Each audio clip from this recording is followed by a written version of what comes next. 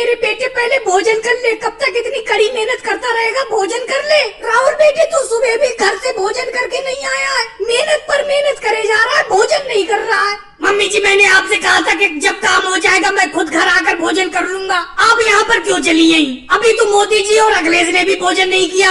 अरे कोई मैं अकेला ही भूखा थोड़ी हूँ, किसी ने भी भोजन नहीं किया है। सोनिया जी राहुल बिल्कुल सही कह रहा है, थोड़ी देर का काम और बचा है। ये अमित शाह जी के जितने भी आलू हैं उनके खेत से लाकर हम उनके घर पर पहुँचा रहे हैं। बस थोड़े ही आलू और बचे, उसके बाद भोजन करने के लिए राहुल तुम्हारे घर आ जाएगा और मैं अपने घर चला जाऊंगा। लेकिन मोदी जी एक बात बताऊँ, आप इन मजदूरों के ठेकेदार हो, कम से कम भोजन का तो ध्यान रखा करो। अरे आप खुद भी भूखे रहते हो और मेरे बेटे राहुल को भी भूखा रखते हो। अरे सोनिया जी मोदी जी यूं ही सबको भूखा थोड़ी रखते हैं, सबके फायदे के लिए भूखा रखते हैं। वो सोचते हैं जितनी देर में खाना खाओगे इतनी देर में जाने कितनी मजदूरी कर लोगे। और वैसे तो हम तो सब लोग सुबह का खाना खाकर आते हैं। राहुल भैया आप सुबह का खाना खाकर क्यों नहीं आए थे? मम्मी जी एक बात बताओ, ये सब लोग सुबह सुबह खाना खाकर आते हैं, आप सुबह जल्दी खाना क्यों नहीं बना कर देती हैं? जब मैं सुबह काम पर निकल जाता हूँ उसके बाद आप सोकर उठती हो और उसके बाद आपको मेरे खाने की याद आती है, फिर खाना बनाकर यहाँ पर भागी चली आती हो। अगर आपको मेरी भूख की इतनी ज्यादा चिंता है